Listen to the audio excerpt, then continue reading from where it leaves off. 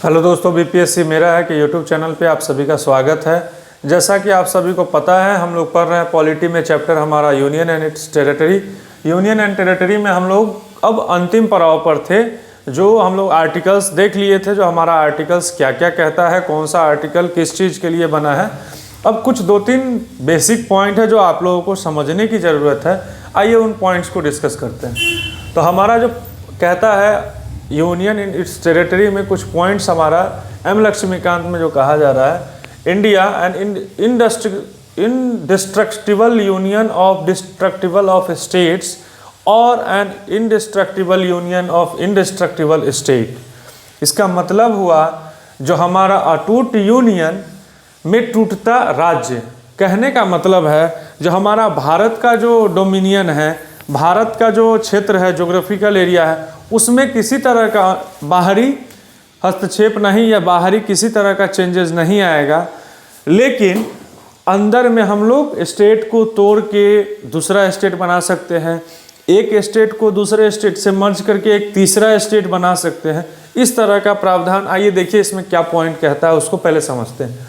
The power of parliament to form a new state include the power to form a new state or union territory by uniting a part of any state or union territory to any other state or union territory। कहने का मतलब है जो आप किसी भी state के boundary को चेंज करके, मतलब दो स्टेट में से, जैसे मान के चलिए बिहार यूपी है, बिहार के कुछ पार्ट को लेके यूपी के कुछ पार्ट को लेके एक तीसरे स्टेट का फॉर्मेशन हो जाएगा। तो ये चीज़ हम लोग कर सकते हैं। मान लीजिए दो, जैसे बिहार और यूपी दो स्टेट है, इसको ज्वाइंट कर दिए।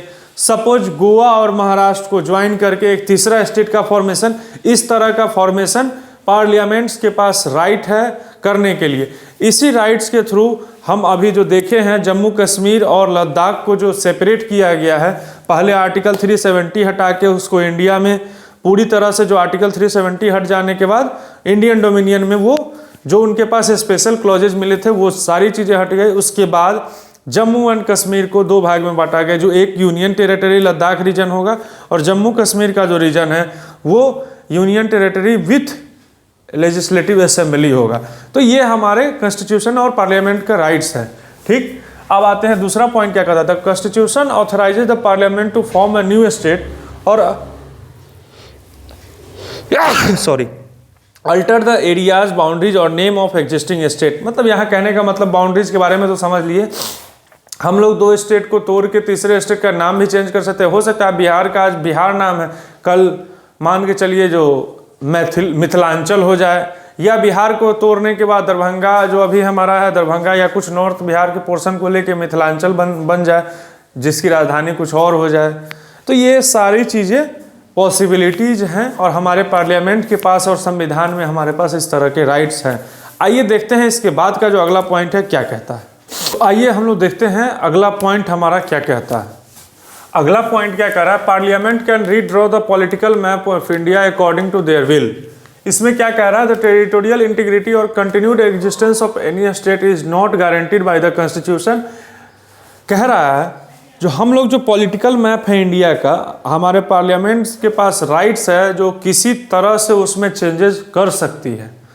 मतलब पार्लियामेंट अगर चाहे तो दो ही स्टेट इंडिया को बना दे, नॉर्थ साउथ ईस्ट वेस्ट, अगर पार्लियामेंट चाहे तो। और अगला पॉइंट इसी के आधार पे क्या कहता है, India is rightly described as an indestructible union of destructible state. कहने का मतलब स्पष्ट है जो हमारा यूनियन, मतलब ज्योग्राफिकल मैप चेंज नहीं होगा, लेकिन पॉलिटिकल मैप चेंज हो सकता है। स्टेट के 10 टुकड़े हो सकते हैं या 10 स्टेट बन के एक स्टेट बन सकता है। ठीक इसी तरह से जो हमारा रीऑर्गेनाइजेशन ऑफ स्टेट का फॉर्मेशन कैसे होता है, तो एक होता है एक्सटर्नल चेंजेज।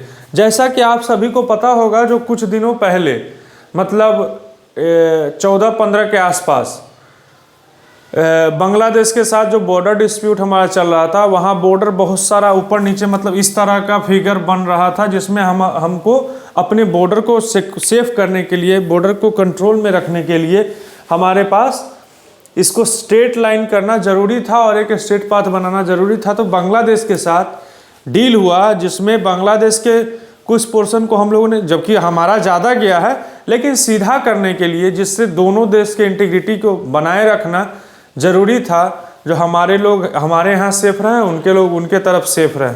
तो उन चीज़ों को देखते हुए और इन्फिल्ट्रेशन ज़्यादा ना हो, इसके लिए उस बाउंड्री को चेंज किया गया। तो उसको चेंज करने के लिए क्या किया गया होगा? Constitutional amendment by special majority. Any region of India goes out, मतलब बांग्लादेश से जब हमारा स्ट्रेट लाइन किया गया तो हमारे भी कुछ पोर्शन गए होंगे, कुछ उनके भी हमारे पास आए।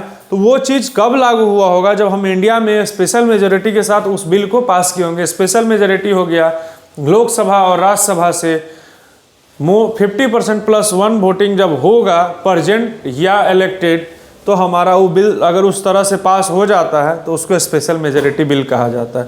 ठीक, अगर हमको इंडिया के ज्योग्राफिकल मैप के अंदर स्टेट में कोई चेंजेस करना है तो ऑर्डिनरी बिल पेश होगा लोकसभा में और सिंपल मेजोरिटी से पास होना चाहिए, मतलब इलेक्टेड और प्रेजेंट 50% प्लस 1। तो ये था हमारा यूनियन एंड इट्स टेरिटरी का जो भी हो सकता था, जहाँ से क्वेश्चन बनते हैं उन सारे टॉपिक को हम लोगों ने इसमें कवर कर लिया। अब इसके बाद जो हमारा चैप्टर आएगा सिटीजनशिप, जिसको हम लोग अगले क्लास से देखेंगे। तो मिलते हैं अगले वीडियो में, तब तक के लिए धन्यवाद।